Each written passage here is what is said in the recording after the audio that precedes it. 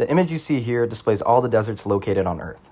Looking at the deserts shown in pink, we can see that a majority are located on the 30 degrees north and south latitude lines. I think this phenomenon is pretty cool, and there's a very distinct reason as to why it occurs.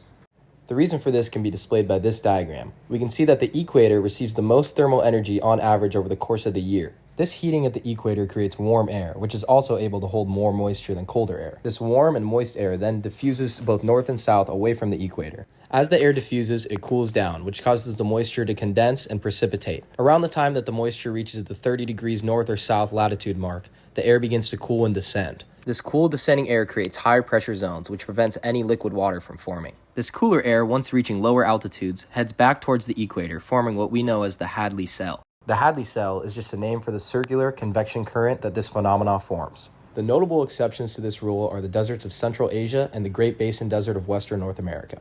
The deserts of Central Asia have formed due to their location at the center of the world's largest landmass. This region is far enough from the ocean that very little precipitation reaches here.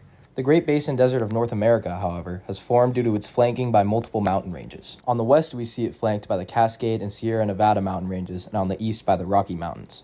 This flanking by these mountain ranges causes a rain shadow effect to take place. This effect takes place when warm, moist air hits the mountains, causing the air to cool and water to precipitate down. By the time that the air reaches the other side of the mountains, all moisture has been wicked out of it and the air is very dry.